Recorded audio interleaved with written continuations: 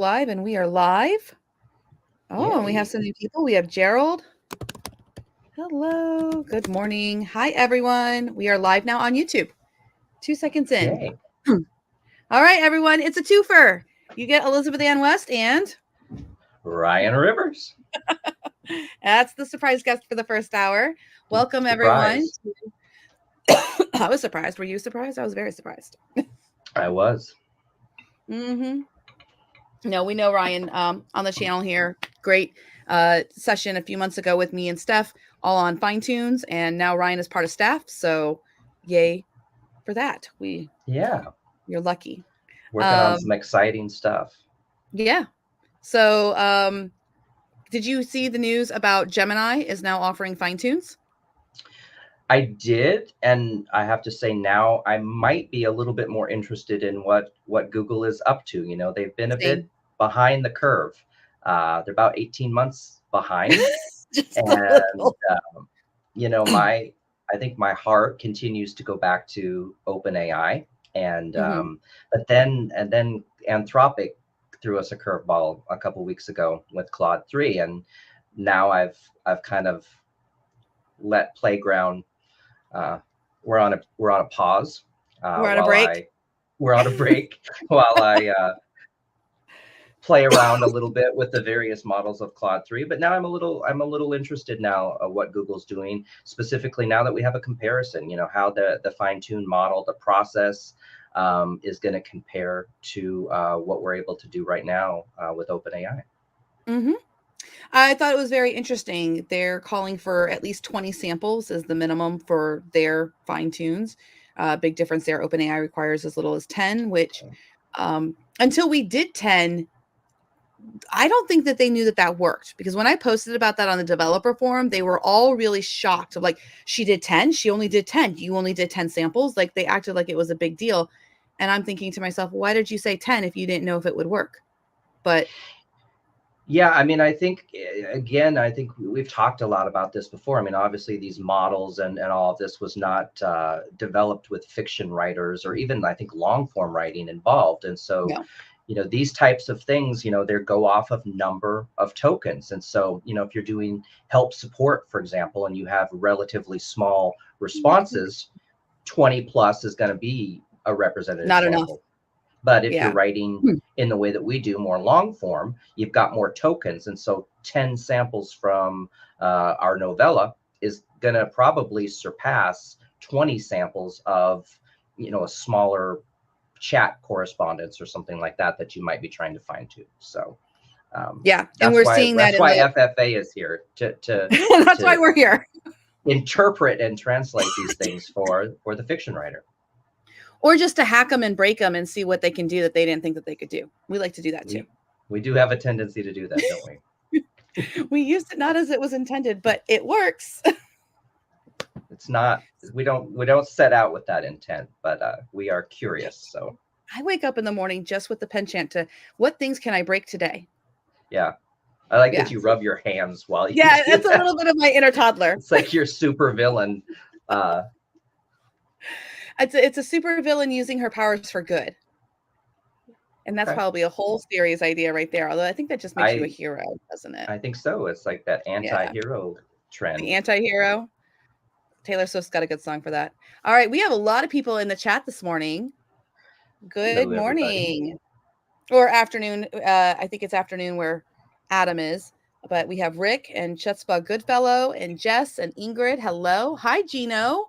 Oh, we got a howdy from Gino Church. Jorge finds my supervillain name is my supervillain name is AWE instead of EAW. That works. And we also have Jorge and Stacy in the house. Fantastic. Stacy, you will notice I already put the link in the descriptions for all of the videos. And speaking of that, Ryan, I don't know if you have the link to share it in chat. We do have our notes. And I will go ahead and share some notes. And I have some exciting news for everyone. So I'm going to click present. Oh, nope. I just have to add it to the stage. Voila. Okay. So we have some exciting news. Y'all have been asking for months and months and months. And I have said, no, never. I know I said never. I think I did say never, and I shouldn't have said never because never's not real. I think a lot of times I did like couch it as like maybe not never. Anyway, the important thing is that Rexy is now available on his own. If you would like to just have Rexy, if you have been watching the YouTube videos and you're like, I have followed Elizabeth, I think I could do this, I just want Rexy, you can get Rexy for only $99 a month. If you don't want to use Rexy, maybe you are more of a weaver or a gardener. We'll talk about those job types in the next quarter for our curriculum and everything.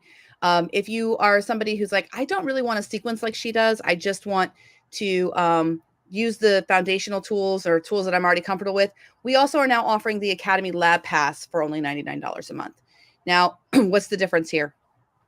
Well, if you purchase the Rexy software, you get a couple of classes there that teach you how to use Rexy, and then you also have the YouTube channel stuff that you guys can follow along with. And Rexy's kind of the workhorse software for professional authors, in my opinion. You can get a lot of words on the page and you can get a lot of done. The Lab Pass is all about learning how professionals are working with AI to further their publishing goals. So we have courses in there on serialization, how to work with an existing series with AI, like how do you start with a work in progress that's already started, all of the fine tune information on how to make a fine tune. Also, some other curriculum that's in there about Notion, AI art. We have something like 250 sessions at this point are available through that Lab Pass that you can watch. Now, we have started to really make sure that these things are truncated so that the videos are the shortest amount of time. There's a lot of notes in there. There's transcripts in there. So however you like to learn, whether it's video, written, or if you just want to listen to the audio, you are able to do that with the Lab Pass.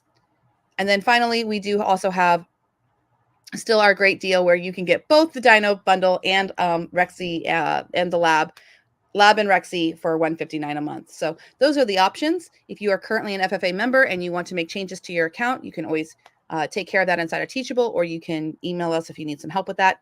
But those are the great options. And I think it's big news that Rexy is available on his own now. What do you think, Ryan? I do. I mean, I think people have asked and FFA has responded. I mean, I think this just is another way of empowering the creative and adapting and understanding that everyone's got a different process. They've got a different way of how they intake information and use AI. And this is just one more way to empower that serious author to produce and publish. Yep. And on that note, I guess we have to do the work for the day. I don't want to do the work. It's fun work, though.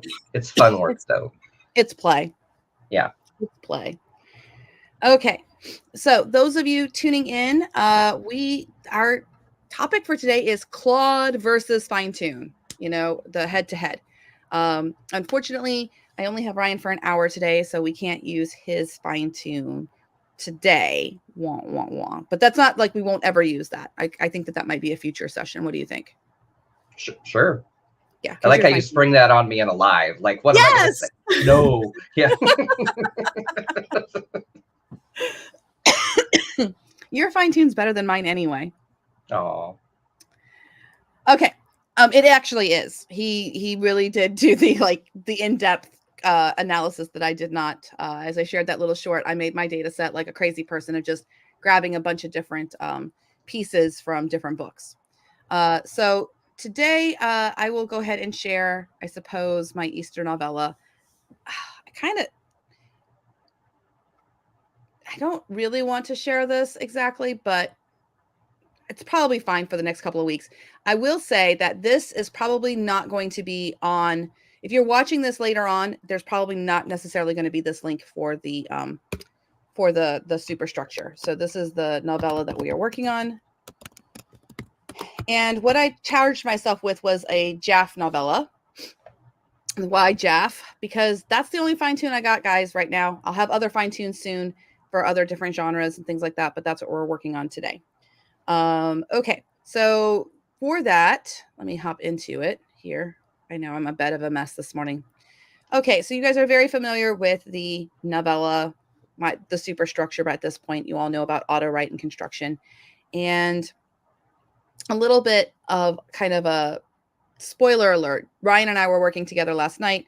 He was very kind and being my accountability partner for me to get my outline done. I worked to try to get the AI first to understand what the heck Jeff is, Jane Austen fan fiction. So if you are clicking inside of the superstructure and you click on that genre box, this is actually from Claude 3, Claude 3 Sonnet, which actually defined pretty well the exact project that we're trying to do. So I wanted to keep it so that it understood some of the key elements and the genre requirements. So a big thing about Jeff is that there's a departure point where it diverges from the original plot. The alternate storyline, the variation, the characters should stay with the main characters. I'm actually going to add here that new characters can be invented so long as they are period appropriate. Because that is something about the genre. You can't have OOC, original own characters. Regency era, definitely 19th century, romance, and central conflict. And then I originally had said 10 scenes, so let me go ahead and fix this because I don't think we want this information. So we're just going to take that out. And the other thing I'm going to take out, because we know that Rexy doesn't love the numbering, I'm just going to take out the numbering so that it knows that information. Okay, so I've made that those changes. Brian, did you have anything you wanted to chime in about asking AI for genre conventions or? No, I would just say that I liked this particular example because at the time when we were brainstorming, it not only identified genre, but structure. And I think that when you're in something like Rexy, running those end slots, maybe not necessarily in silos, it retains that structure. And I think that's really important and something that we sometimes leave out because we're talking about genre, but a novella is going to have a very different structure than a full-length novel. So I liked that it gave you that parameters that I took out. So maybe I should put it back in. Well, but it helped you. Well, but you evolved. I mean, you evolved it into multiple scenes. But I think for the initial plotting period, that was constructive. Yeah, I think I'm going to bring that back in, and let's go ahead and make those changes because I agree with you for the structure of a novella. So I'm going to say novella structure. And I'm going to paste this in and we'll take that. So instead of like beginning at a pivotal moment, that works. Always start scenes in media res, which just is Latin for in the middle of things. That's it. Focus on key interactions and events that showcase the altered trajectory of the characters' relationships and lives. Yep. I'm going to say skip scenes that are showing everyday life and fail to move the, that's kind of negative prompting. So I think we're going to have to, I always start with the negative prompt and then I twist it to a positive prompt. So I'm going to say, instead of skip scenes, I'm going to say only include scenes. Do you do the same thing, Ryan, where you start off negative and then you're like, crap, it's a toddler, I've got to flip it? Yeah, in fact, we've had several instances where we've had to go out and cut negative language out of our prompts because the AI will certainly interpret that differently, and it usually produces worse, the opposite of what results. You want. Yeah. Only include tends scenes to overcorrect. Only include scenes that move the plot forward. I think that's probably fine. Here, employ time jumps or summarize less crucial events to maintain a concise narrative. I don't know about the summarizing less crucial events.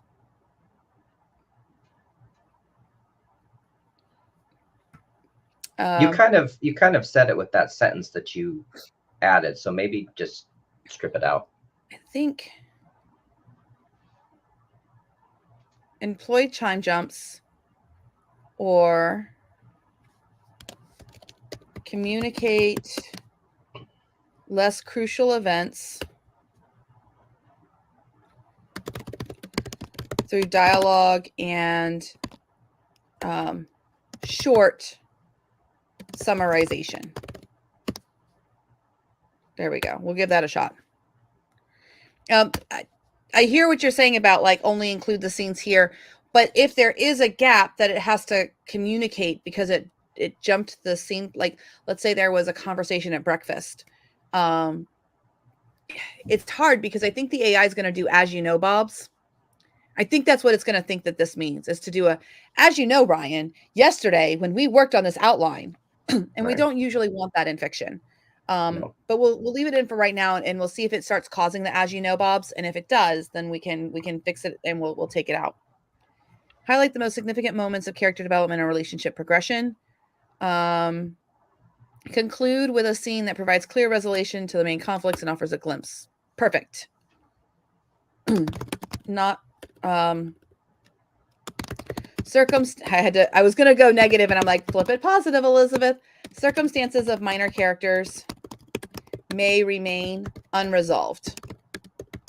I think that's important for novellas too, because a lot of times the AI has a tendency to do bowitis and it wants to tie everything up into a cute little bow, and we don't necessarily want that. All right. Any final thoughts or Nope. anything you want to Nope. warn people? Okay. Nope. I interjected my 2 cents into that one. Thank you. You're the best. So that was the beginning of my outline. And then we had a better outline that I was working on. This is a mess of formatting. Why is it a mess of formatting?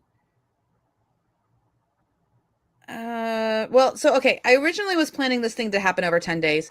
Do we have any chat or anything like that? I haven't checked. Okay, here's the chat. Oh, Hard Killers is here. Good. Jorge is saying maybe employee time jumps maybe on its own. That's a good possibility, a good way to practice or experiment. Well, this is no bueno. The outline is a mess. Formatting wise. So let me fix this. Well, why you're doing that, Yep.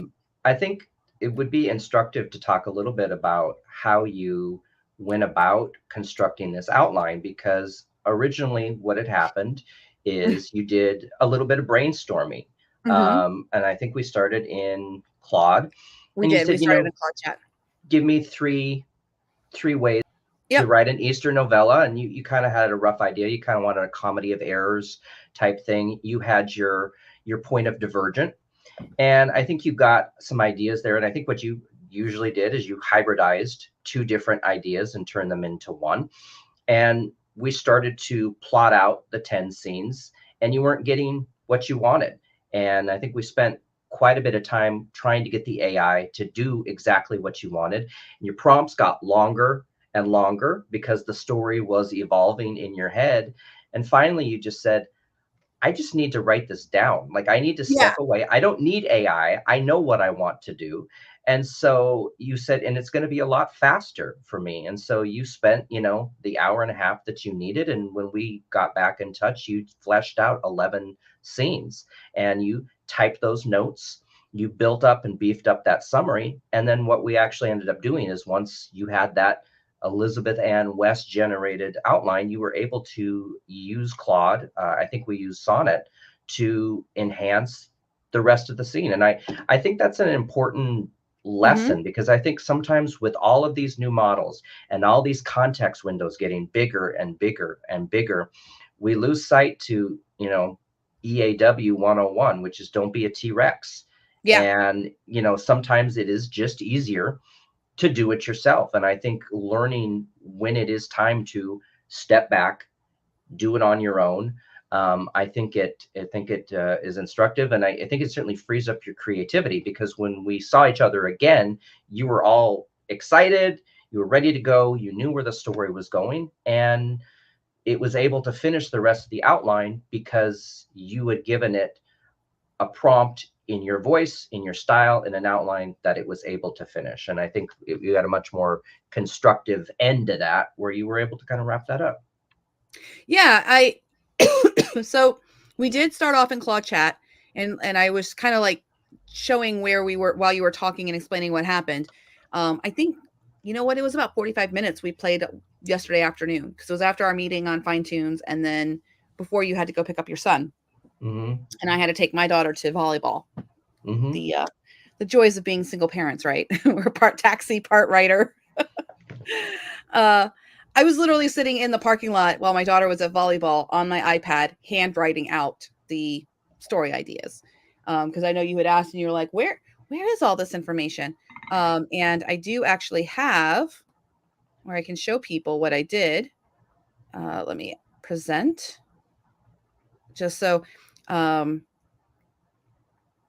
let's see here. Stop screen. Okay, so I have to present a new screen. That's what it is. Okay, share screen.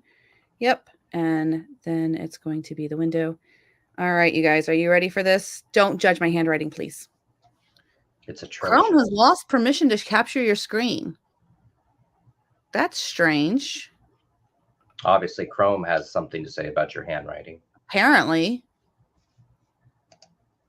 Oh, and it wants me to restart Chrome. That's no good. We're just having all the gremlins this morning. Unlock the screen by selecting lock in the bottom left corner. There isn't one. This is very strange. Share my screen. I'm just going to act like that didn't happen. Nope, it still wants to do it. Okay, so if you'll hold down the fort, Ryan, I'll be right back because apparently Google Chrome has had an issue. Okay. Which is not great. Okay, go to System Preferences. Yeah. Okay, so I'm there. Screen recording, it's turned on. Oh, of course, Apple has a software update, so that's probably why. How did we, if unchecked, if already checked, recheck. This is a known Chrome issue that requires this. I mean, this is really crazy that it's telling me this. I'm going to just try restarting Chrome, so I'll be right back. Okay.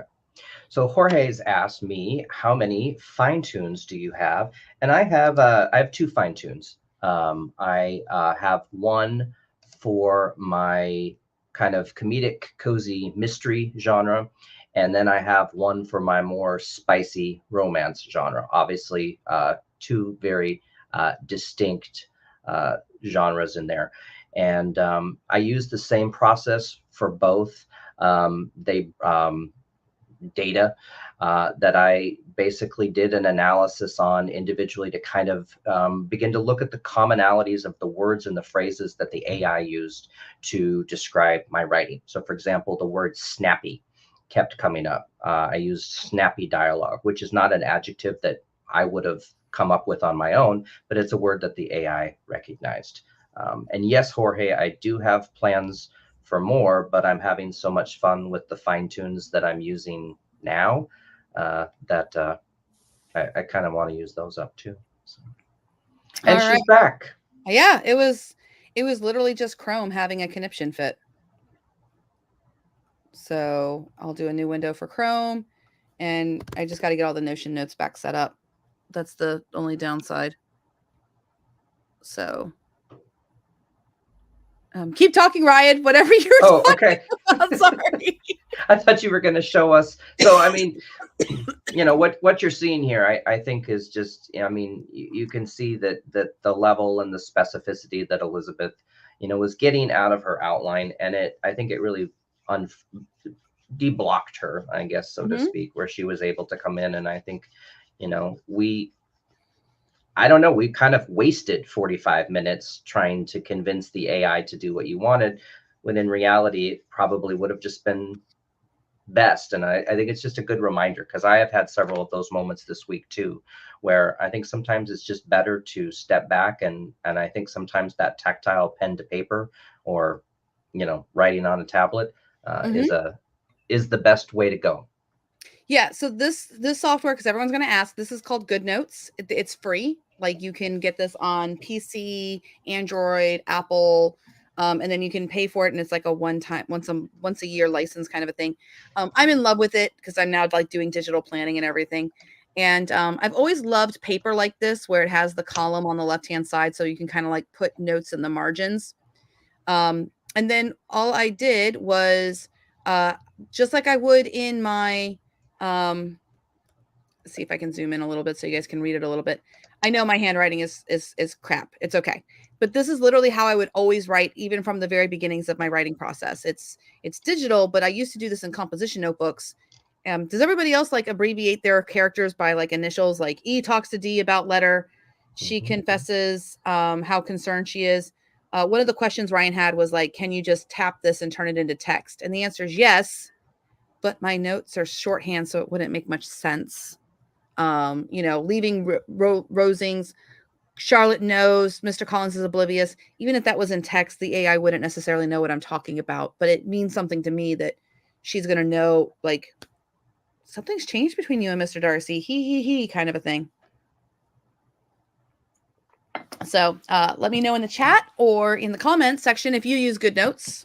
Ryan, what do you use for your note taking? Or I will. You often see me with actual notebooks. So I love notebooks. I love those ones from Target that actually lay flat when you open them.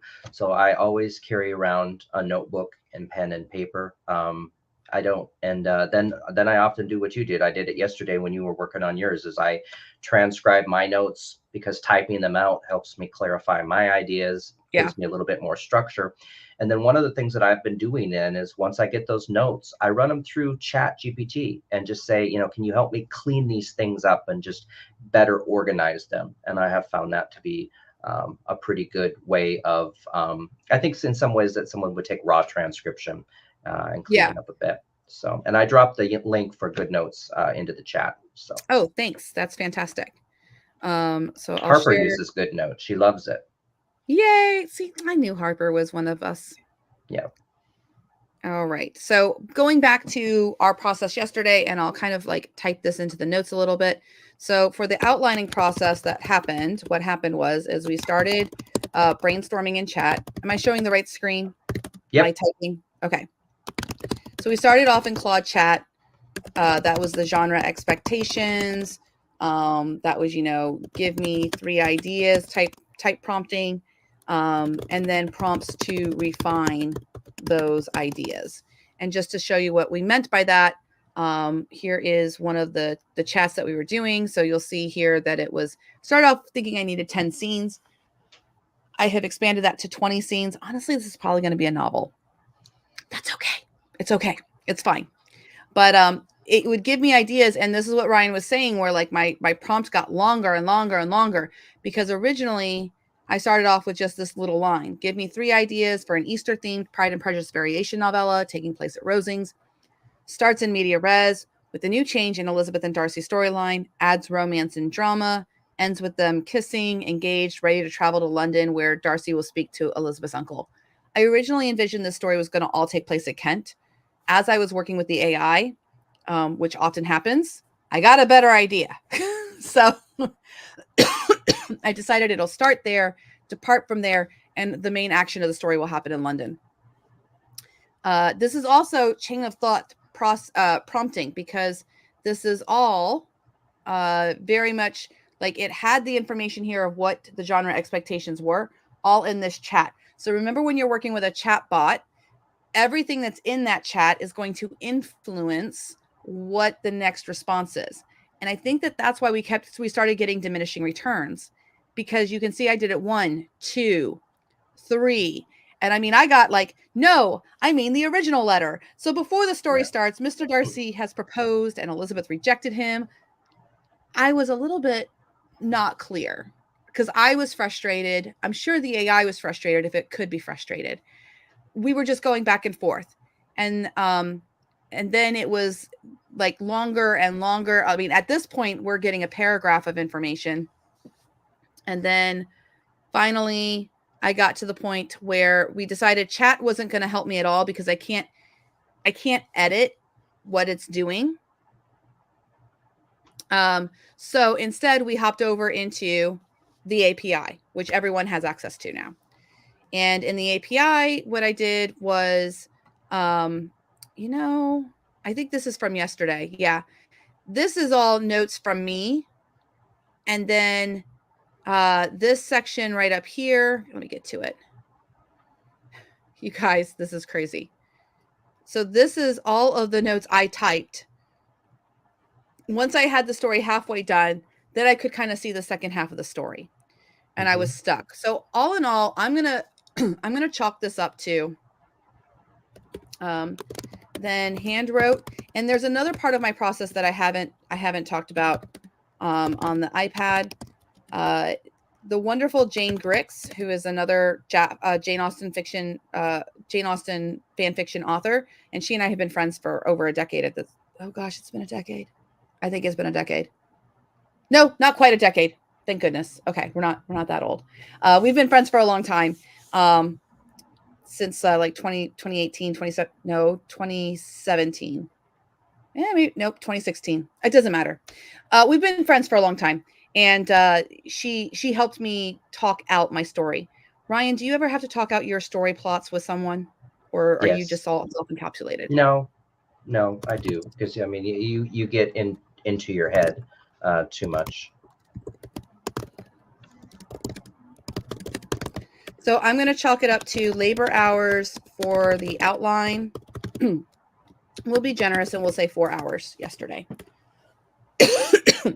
And then we started first scene. Okay, so I think we're good. Let me see if there's any questions about the outlining process. Love good notes. Harper says, I would love the day when the AI could read a screen capture of my handwriting and decipher it. Actually, it can already do that. So is it okay if we have a hold my beer moment real fast? Sure. All right, so here's what I'm going to do. If it can read your handwriting. If it can read my handwriting, oh dear, right? So here's the, this is going to be crazy. Let me zoom in over here. I'm going to grab just a screenshot. Okay. So I'm going to put the screenshot inside of, so this is a live experiment. Live experiment, read handwritten notes. Now I know ChatGPT can do this. So if you guys are on the notes page, let's see here. That's going to be on desktop, Elizabeth. If you're on the notes page, can everyone see? Am I sharing the right screen? Yep. Okay, so everyone can see the notes here, refreshments and all of that. Let's see if we'll see if Claude can do it first, because Claude can now read images. So we'll start a new chat.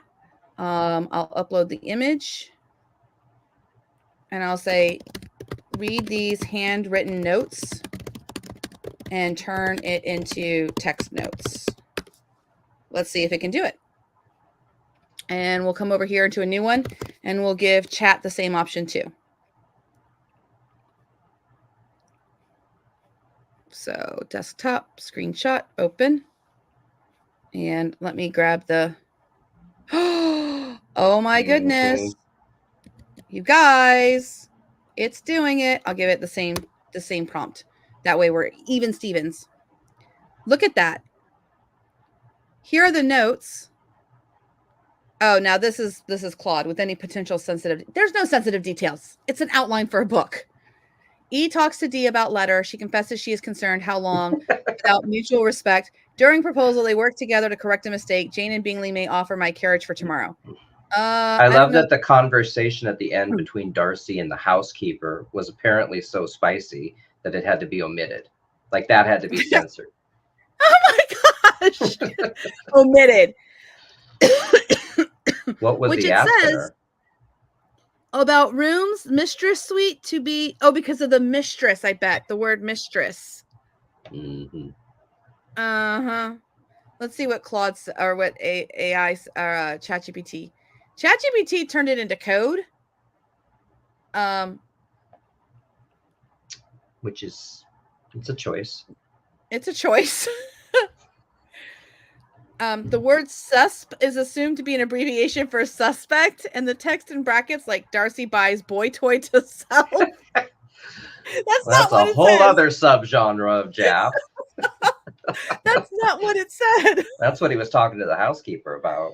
It says Darcy pays hall boy to send messages.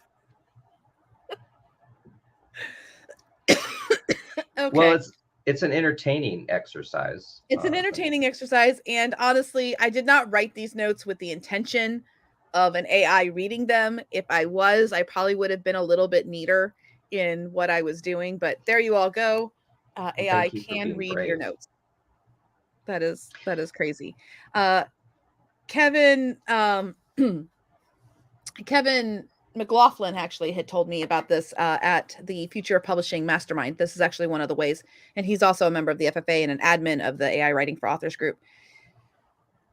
He actually will handwrite notes and then feed it into AI for the AI to turn his handwritten notes. So if you write neater than I do, which that's not a high bar to meet, and I think knowing this actually I think it kind of inspires me to write a little bit neater in the iPad, because if I know that it can just transcribe it all, and I like too that if I was to, it looks like if I was to use kind of like common conventions, like if I decided how I was going to abbreviate words and everything, I like that ChatGPT tried to figure out what abbreviations of words were.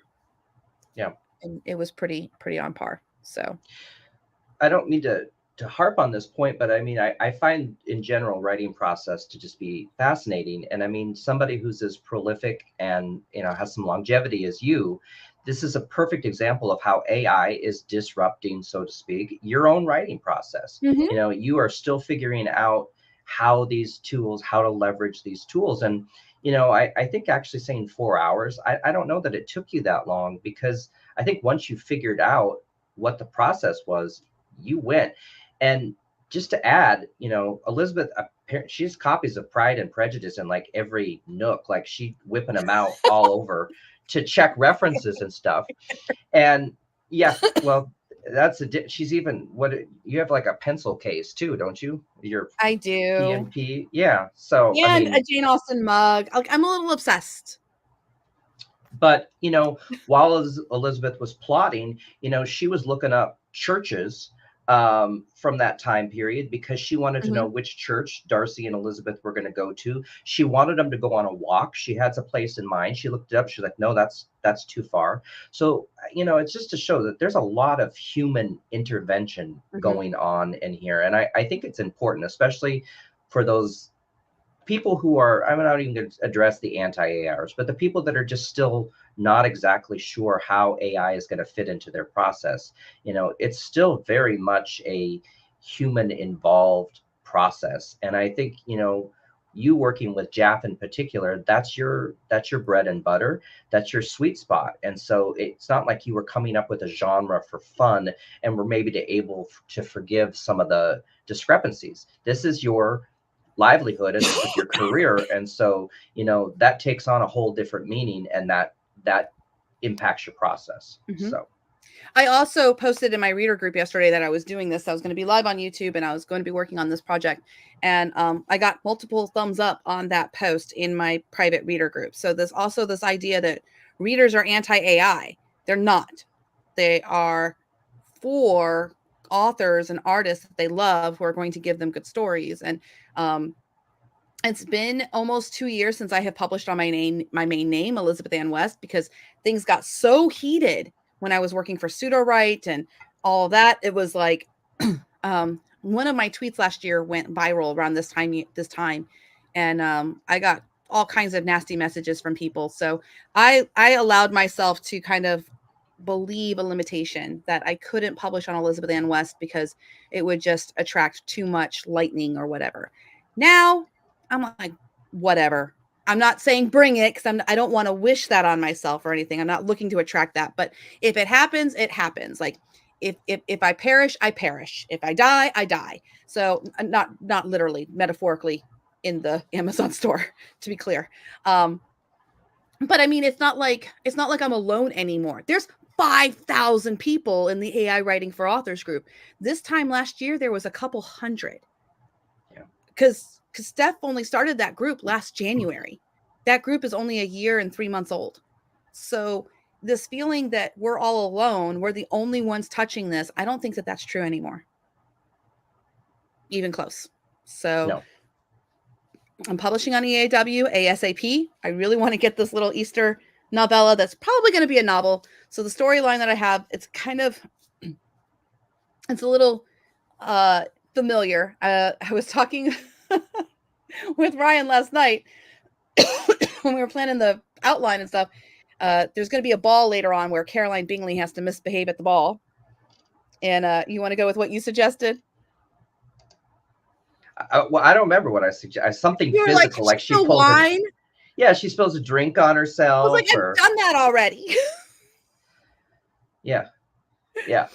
I've written 25 of these things. So I've already have books where Caroline Bingley spills wine. Actually, I've had her spill wine on Mary. I've had her spill wine on Elizabeth. Like, I've had her spill wine. So I had to come up with a different gag for the what happens for when she gets kicked out of Lady Matlock's ball. Spoiler alert for the third act of the book. Okay, so we have 19 minutes left on this hour. I want to get into a little bit about what we did for the first scene, but I just want to check if there's any questions here. Let's see here. Oh, Chutzpah Goodfellow says, awesome. I'm happy that I can finally use my pencil for something. Matthew says, do it again. LOL. It's her thing. I don't know what that refers to, but it's hard with the delay sometimes. I think he wants Caroline to spill some drinks. Oh, yeah. Do it again. It's her thing. Got it. Caroline's going to spill some drinks. I mean, all right. How about this? I'll have her spill a drink at the picnic scene. That way it's not at the ball. mm-hmm. In a picnic, it's a lot more, you know. I offered to ask ChatGPT for 5 ways that Caroline Bingley could embarrass herself. Oh, I think we should do that. I was shot down.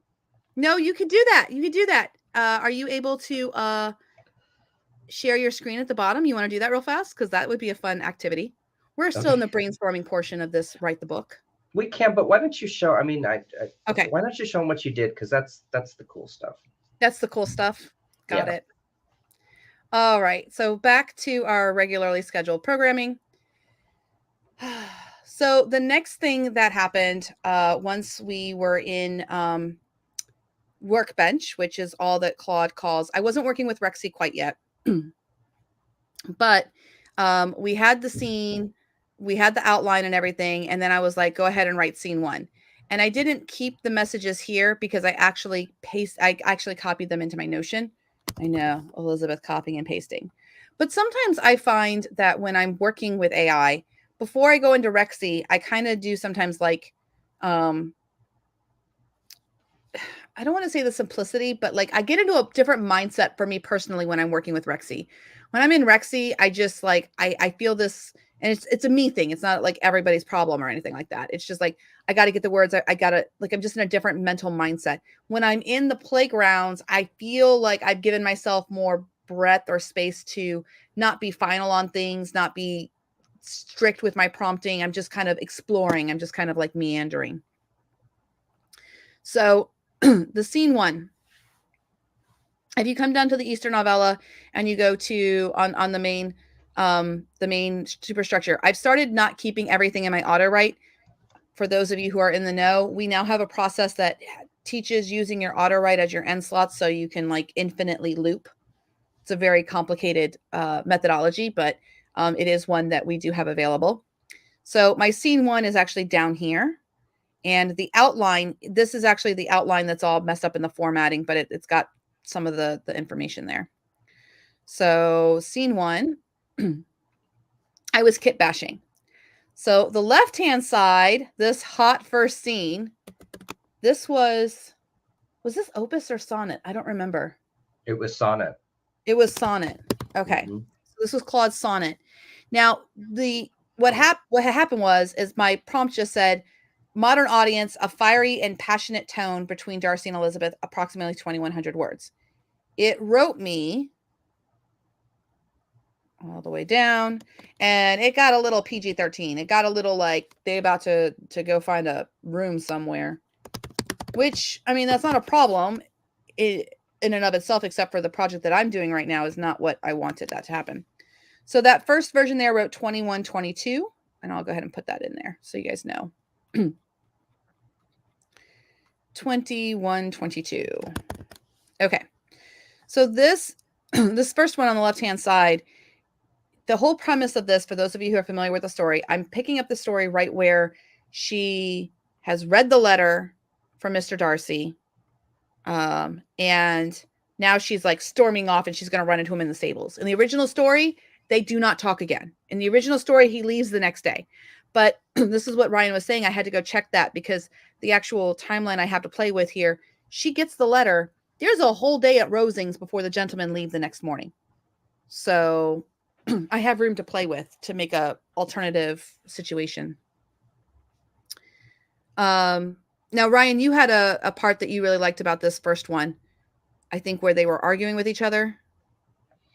I remember a lot of dismounting in this one.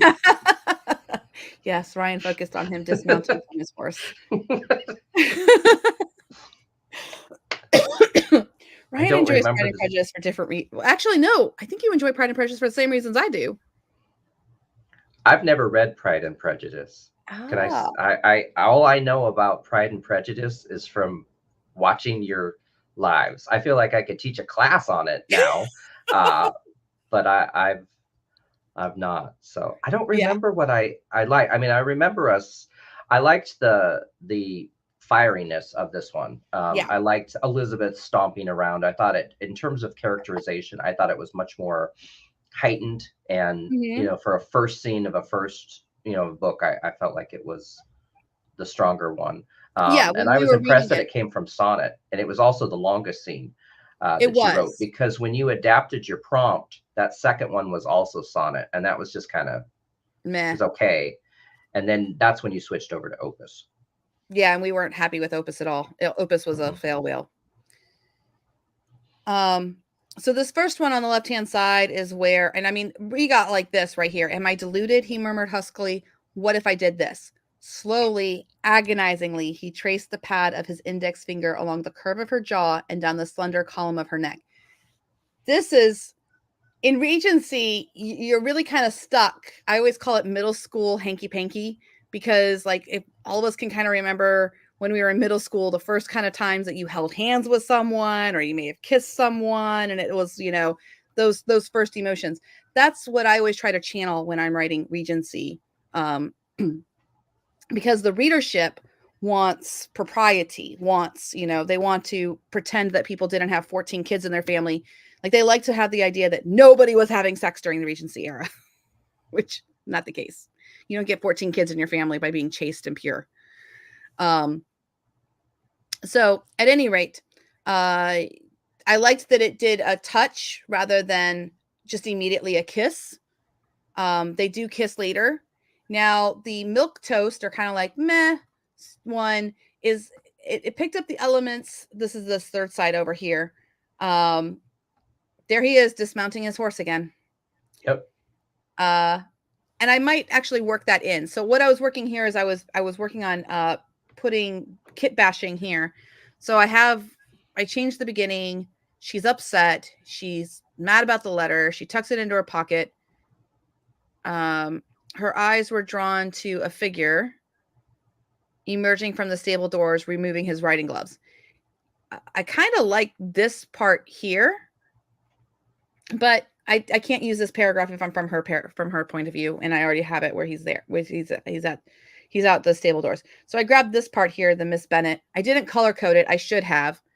That would have been helpful.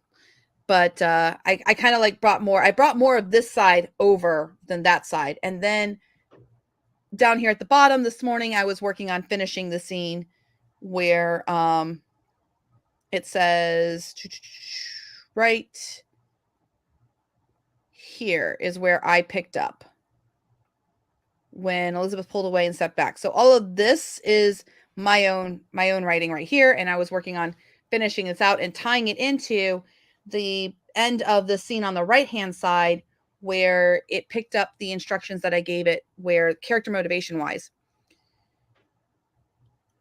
The day before this, Elizabeth Bennet has rejected Mr. Darcy's proposal. In fact, she has said that he is the last man she could ever be prevailed on earth. She could be prevailed upon to marry. So those are kind of strong words, but most readers are like, she didn't really mean them. So we're on the next day. So I had to be careful about, she can't just suddenly like, no, I love you. Like, that can't be the shift that you have in that person, really. So I had to think about what would be her reasons for, he's now kissed her. They're obviously attracted to one another. What would be her reasons to say, pump the brakes, dude. We've got to stop this. Because if I don't pump the brakes, I don't have a story. So she's going to basically say that she doesn't believe in attraction and desire and passion to be steadfast, because she watched how her father was in love with her mother at the very beginning, and she looks at her own parents' marriage as being kind of like this disaster where there's no respect. So do you find that when you're working with AI, Ryan, you have to have a heavier hand, especially with the character motivations? Yes. Yeah. Because they'll stick them in any scenario, and there's no context there. So Yeah. yeah, specifically with motivation, or beginning things in medias res, it just kind of picks an emotion and goes with there. It's not really concerned with what happened before. So That's a good point. These two versions, like the left-hand side, it had fiery and passion. The right-hand side had the emotions of uncertainty and like confusion. So the AI can kind of write one emotion, but then when you kit bash them together, you can kind of bring in those different elements and really orchestrate the emotional highs and lows that you want your reader to feel over the course of a scene. mm-hmm. Yeah. So, alrighty. Well, And to point out, most of this was done in Sonnet, so it yes. was not without layering. So it was not the end all be all pricier model. Yeah. No. So here's what I think we should do for the last few minutes of this particular hour. I am going to leave the links for the Easter novella. So those of you who are joining me at 2:00 can kind of make yourself aware of where we're going. You can look at the outline. You can look at what's written so far, and kind of see where I'm going with this. The 2:00 hour, we're going to get hard and heavy into between now and then. I'm going to be working on making the components and things like that. We're going to get more into the fine tune versus Claude. I know we didn't do that much this first hour, but we did some other cool things this first hour, talking about the process, and you can turn handwritten notes into notes now. So even better. And I will also capture like how I'm extracting. So in the next time when I'm back at 2:00 Eastern time, I'll share how I pulled out those components, got the character lists, so we could start running different sequences. And I think we should talk about the we worked last weekend with the Claudes. I call them the Claude trios. Mm-hmm. I'm gonna take this off for just a second. So I have a spicy hot take, and that is, I don't think the Claude trios are different. What do you think, Elizabeth?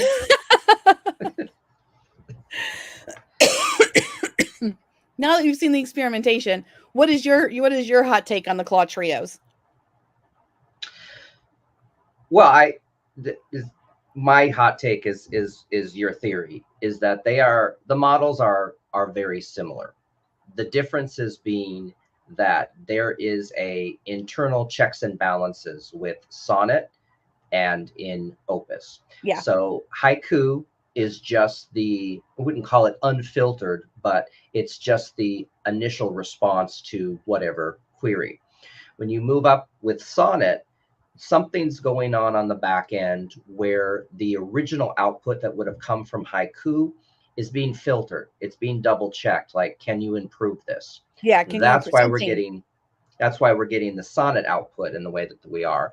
And then I would say there's much more of that going on the Opus end, which I think is in part justifying the cost.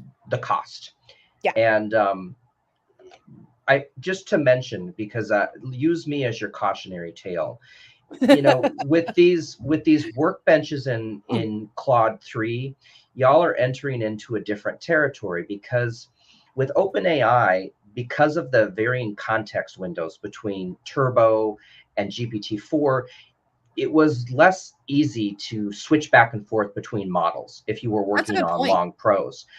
With Claude, you can just go switch with the and switch. And if you stay in Opus, you are going to see some ka-ching. Mm-hmm. I blew through more money than I had thought, because I had that was my first kind of experience with that. Because with OpenAI, you usually have pretty discrete tasks. You use your fine tune for this, You can do the long form stuff in here, but very rarely are you flipping back and forth. And so I think something that's really important about this, understanding these models, is that you do not need to use Opus for everything. And in fact, I think we're finding that maybe you don't need to use it at all, and that if you adapt more of a layering technique with Sonnet, you not only get the same, but cheaper. But in some cases, I think, as you were showing yesterday with the FFA crowd, you're getting better. Yeah, you can get at fractions of the penny. Haiku 2 or 3 times is better than Sonnet first go, and it's cheaper than Sonnet first go. And then Sonnet twice is better than Opus's first reaction, which we're like, well, what the heck? Rob Thesman has a good metaphor in the chat. They're identical triplets. Yep. And I'd say they're identical triplets with different abilities or different personalities, you know, different sleep schedules. Yeah. Different sleep schedules. There you go. So I'm going to go ahead and hop into Workbench and just kind of, this is probably more for a longer video, but just so you're not taking our words for it, you can see just a little bit of what this does and what we're talking about. So for this exercise, I'm in the wrong view here, Elizabeth. Okay. So I'll add it back to the stage. I am going to hop over to our notes. So down here at the bottom, apparently I'm signed out of Zoom, which, okay, I wasn't expecting to be. So I'm going to use our fun tool here, columns inside of Notion. We love our 3 columns, and we're going to do Haiku, and then we're going to do Sonnet, and we're going to go ahead and do Opus. And I'm just going to do a very simple prompt here. Write me an outline for a 5-scene short story variation of Pride and Prejudice. So we'll keep it on brand. Everybody good? All right. So we'll come over to our console, and I'll go ahead and add a new prompt because we're doing a new one. And I'm going to put that as the user prompt. And I'm going to change my model to Haiku. I'm going to keep my temperature at 0, and we'll put our max tokens up high, just so that we can get the most amount if we want to. I'm just asking for a 5-scene short story variation, just an outline. So I'm going to run Haiku. Here's an outline. All right. So the first thing I'm going to do is I'm going to copy and paste these as just the one goes. So what we'll do is we'll grab this, and we're gonna do it again, and I'll say like how many times I ran it. So this is just times one go, and then times 1 go. So Haiku, we've got, here is an outline. So it went ahead and did that. And now I'll change the model to Sonnet. So over on the left-hand side, change it to Sonnet and click Run. We didn't change the prompt. We're just changing the models. And you can already see that I don't really see a whole lot of difference just from the one go between Sonnet here. So Haiku said, scene 1, introduce the Bennet family and their situation, 5 unmarried daughters, describe the arrival of the wealthy Mr. Darcy, show the first meeting between the Bennet family and the new arrivals at a local ball. This one just says, introduce the main characters, Elizabeth Bennet and Mr. Darcy, establish their initial dislike for each other due to their misunderstandings and prejudices. I would say as an author, Sonnet is a stronger start for the beginning of a short story. It's still not great. And then last but not least, let's go ahead and run Opus. So there's Opus running.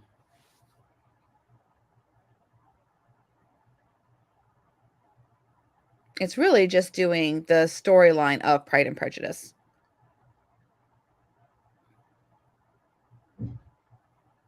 It's really not writing a short story at all. It's condensing the overall plot into 5 essential scenes, so it doesn't know what it's doing for the assignment here at all. This is a bad prompt. Let's change the prompt. Let's get out of Pride and Prejudice. Let's go for a 5-scene short story of an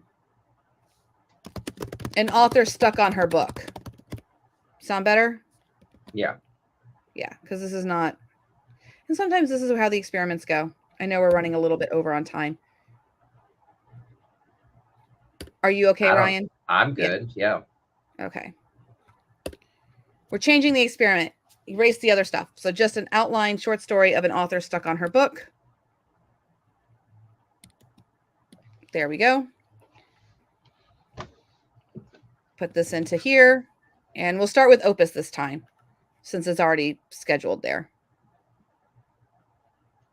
A female. Oh, she gets the old leather-bound journal. She opens the journal, and it belongs to a long-deceased author. She's obsessed with the journal. Cool, cool, cool. All right, so we have all of this information. So this is Opus 1.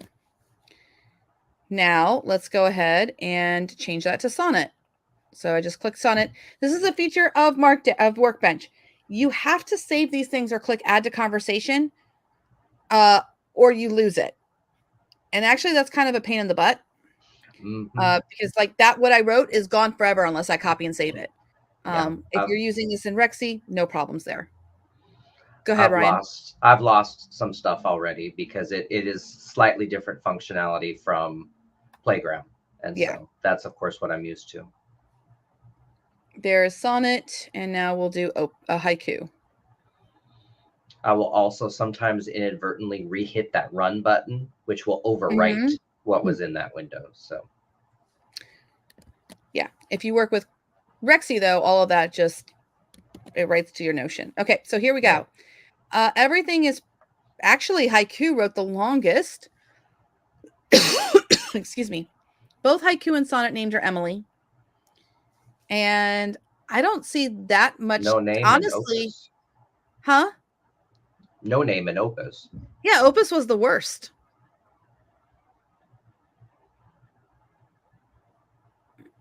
This is kind of like proving our point without us having to prove our point. It's the exact same prompt with no other changes, run off of the different outlines. And I cannot tell you a difference between haiku, sonnet, and Opus. If somebody had given me these three, I would have guessed Opus was haiku, and I would have guessed haiku was Opus. Yep. But the secret for all of these models is we have haiku already loaded in there. So I'm going to add that to the conversation. So I'm going to click add that to the conversation. And then this is the thing that can really make a difference. Can you write a stronger outline that's more specific and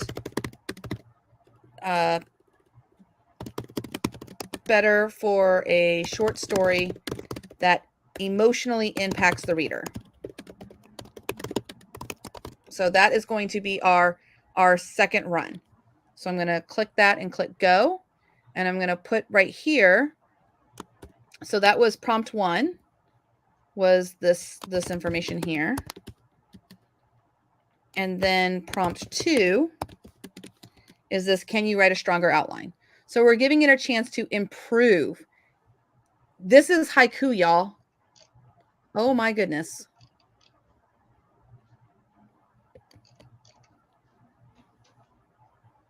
And we get a lot more information from haiku. Now, it's establishing the high stakes. So now we have the supportive partner, Alex, a personal tragedy. And you could change that prompt too. So like there's a twist ending. If you wanted it, instead of impacting the author or the reader emotionally, it could be a twist ending. Now, let me show you a feature of this, because part of the problem is that I'm going to grab the outline from Sonnet. And this is one of the features that's always available in a playground versus a chat interface. Does everyone see how we have like write me an outline? And we know this message right here is from haiku. I can edit this and put in Sonnet's answer. And this allows me to do like a comparative analysis between the models. So this is Sonnet's answer.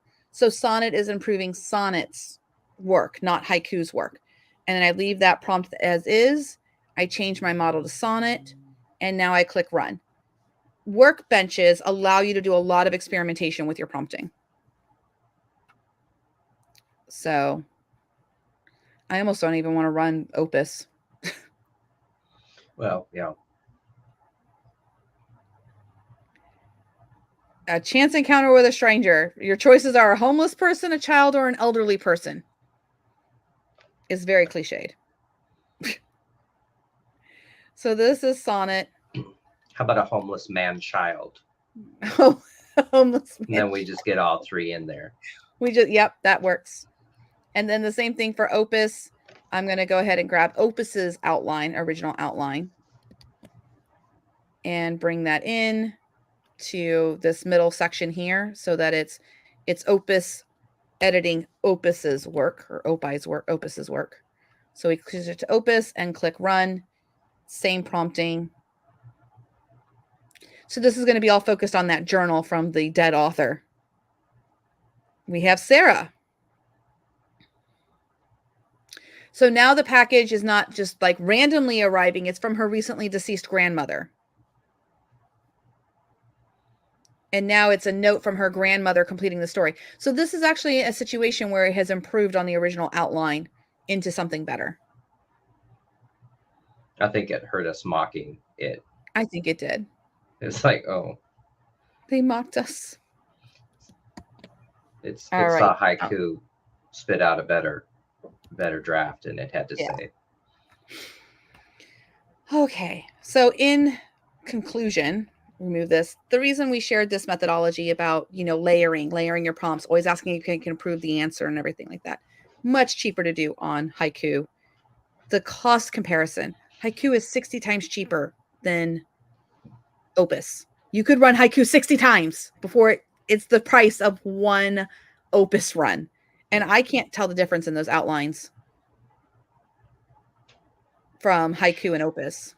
No, I mean, I think it's a different process, and I think it's learning to layer one thing at a time, enhance characterization, or, focus on setting, and just do those things iteratively. And I think that also gives you more control, rather than trying to look at 5 variables and yelling at, basic Claude or chat, no, that's not what I want. And then it's stuck in the context window. If you work in Rexy, or you work in the workbench or the playground, you're able to manipulate those variables and just do it iteratively until you get what you want. So, yep. So that's the hot take. The hot take is that the Claude trio are identical triplets. Mm-hmm. In any one generation, you may get something from it that you can't tell the difference between those three. It's going to feel like Opus is the best because we have a natural bias towards things that cost more, mean that they're better. And I think that Rob in the chat saying Opus is friendlier, so that's why you pay the extra money. We're paying for customer service with our AI. There we go. There are probably some differences between how they are coded / managed on that back end inside of Anthropic, like where the black box of Anthropic exists. There's differences between how the trio is being filtered through. But for our purposes with fiction writing, you should be bringing the vast majority of the ideas inside of your prompting. I can't tell a difference that it's a significant. I would say start off with haiku. And if you really can't get what you need, then try some of the higher models. But haiku is fractions of a penny per run. And Claude Opus very quickly gets to $1 a click with those longer context windows. So, well, thank you, Ryan, so much for being here. And thank you, everyone who tuned in. Again, we have the Rexy big announcement is now available on his own. So if you've been watching the channel for a long time, you're like, I just want Rexy. There you go. You can be a T-Rex. I was waiting for fireworks. I don't get any. Oh, the fireworks. Oh gosh, I think it's this. I think it's 2 thumbs up. There we go. Ha ha ha. Fireworks. No. We also have nothing for me. Yeah, Lab is available on its own. And we have some more standalone classes that are coming. You and I are working on a fine-tune class that should be available early this summer. Or 3, yeah. Yeah, or 3 of them. It's a progression though. It's not like it's going to be awesome. It's going to be awesome, as the Lego movie says. So if you'd like to join Lab, we'd love to have you. futurefictionacademy.com. There's also the links inside of the notes here where you can join us, and we'll see you in the Discord. And for all the Future Fiction Academy members, thank you for tuning in, and we'll see you guys soon. Bye. Bye.